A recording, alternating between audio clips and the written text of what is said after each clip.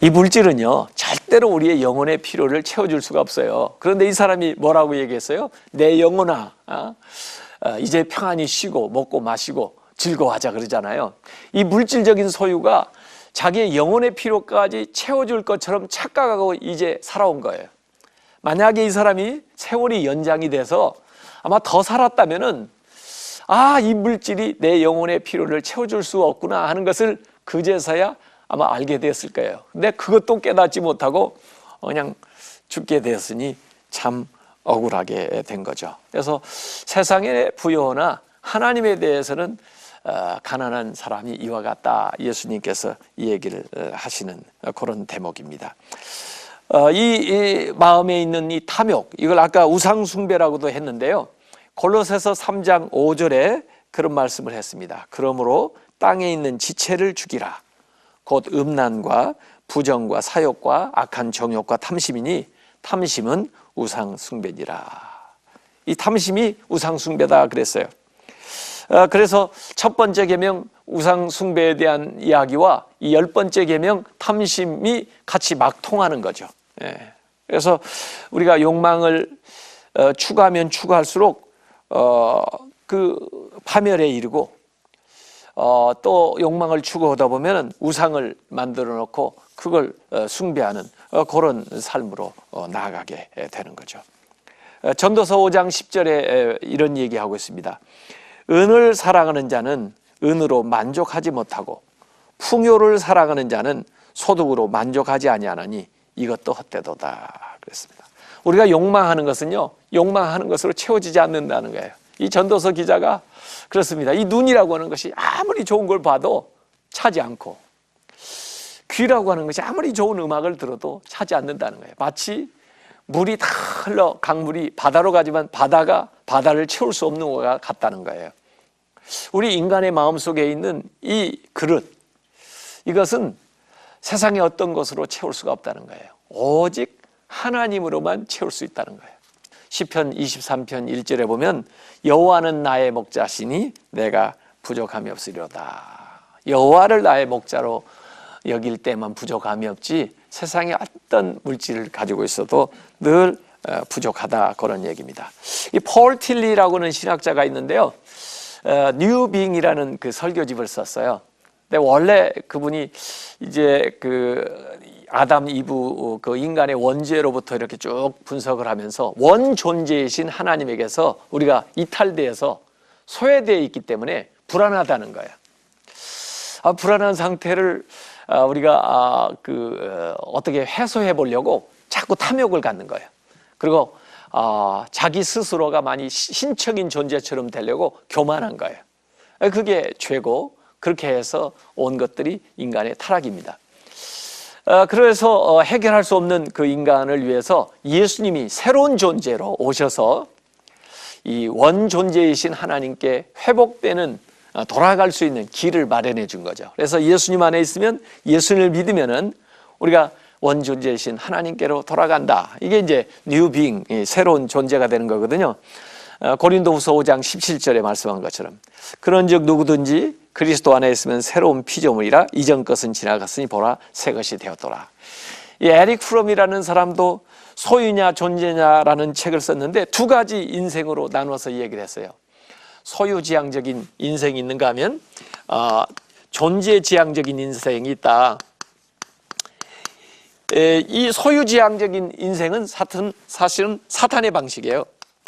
그래서 예수님을 시험할 때도 이 사탄은 계속 와서 물질을 소유해라, 명예를 소유해라, 권력을 소유해라, 그래서 네가 메시아가 될 수 있다, 뭐 이렇게 얘기하지만 예수님은 이 존재지향적인 삶을 사신 분이죠.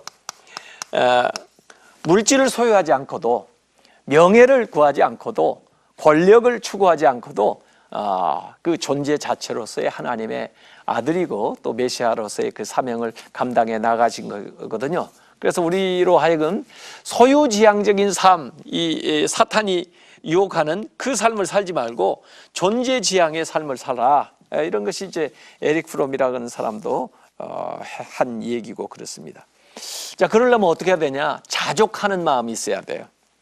디모데전서 6장 6절에서 8절까지 보면은 자족하는 마음이 있으면 경건은 큰 이익이 되느니라. 우리가 세상에 아무것도 가지고 온 것이 없음에 또한 아무것도 가지고 가지 못하리니 우리가 먹을 것과 입을 것이 있는즉 족한 줄로 알 것이니라 그랬습니다. 자족한다는 것은 하나님이 주신 것에 만족하고 감사하면서 사는 거예요. 이 자족하는 삶을 살게 되면은 정말 그 안에서 평안이 있고 그 다음에 능력이 나타나는 것입니다. 빌립보서 4장 11절에서 13절까지도 보면은 바울이 그런 얘기했어요. 내가 궁핍함으로 말하는 것이 아니라 어떠한 형편에든지 나는 자족하기를 배웠노니 나는 비천에 처할 줄도 알고 풍부에 처할 줄도 알아 모든 일 곧 배부름과 배고픔과 풍부와 궁핍에도 처할 줄 아는 일체 비결을 배웠노라. 내게 능력 주시는 자 안에서 내가 모든 것을 할 수 있느니라. 자족하는 마음이, 자족하는 삶을 살게 되면 모든 것을 할 수 있는 능력이 생긴다 하는 얘기입니다. 저 부자 청년이 예수님을 찾아온 얘기가 누가복음 18장에 나오는데요. 어떻게 영생을 얻을 수 있습니까? 아주 좋은 질문했어요. 예수님이 계명을 지켜라 그랬더니 저 어려서부터 계명 다 지켰습니다. 그러잖아요. 그랬더니 예수님이 뭐라고 하십니까? 그러면은 내게 있는 것을 다 팔아 가난한 사람에게 주고 나를 쫓아오라 그러죠. 사실 이 말씀을 잘 한번 새겨볼 필요가 있어요. 예수님은 뭐 십계명 외에 다른 것을 지금 더 추가해서 요구한 것이 아니고 잘 보면은 그는 다 지켰다고 그러잖아요. 그 일일이 물어볼 거 없이 한 가지만 딱 물어보면은 진짜 제대로 지켰는지 지키지 않았는지를 알 수가 있어요. 그게 아까 그 산상수훈에서 예수님이 해석하신 방식이잖아요. 그걸 질문할 수 있는 게 그거죠. 그 사람은 이제 물질에 대한 욕망이 많았나 봐요. 그걸 팔아서 다른 사람에게 나눠주고 나를 따라오라는 거죠. 사실 그걸 할 수 있으면 그가 말한 대로 십계명을 다 지킨 거죠. 그런데 어떻게 했어요? 그는 재물이 많으니까 근심하면서 그래 돌아갔다고 그랬거든요. 그러니까 어때요? 십계명을 형식적으로 지켰는지는 모르지만 십계명의 정신을 따라서 지키지는 못한 것이거든요. 그래서 이 탐심이라는 게 굉장히 중요하다. 이제 십계명을 이번에 강의를 다 했는데요.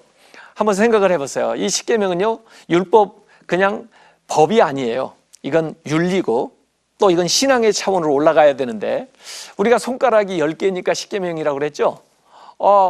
사실 계명으로 말하려면 100가지, 200가지도 더 말해야 될지도 모르겠어요. 그런데 사실 이제 10번째로 마무리를 해야 되니까 예수님께서 한 가지를 말씀하시면서 앞으로 응용할 수 있는 또 모든 것을 포괄할 수 있는 결론적인 말씀을 해야 되지 않겠어요? 그래서 주신 말씀이 탐내지 말라 하는 겁니다. 그러니까 우리가 탐욕에서부터 모든 잘못이 비롯되기 때문에 이 탐욕만 극복하면 예수님이 여기 또 하나님이 십계명에서 언급하지 않은 문제조차도 우리가 일상생활에서 응용해서 얼마든지 살아갈 수가 있는 것이죠.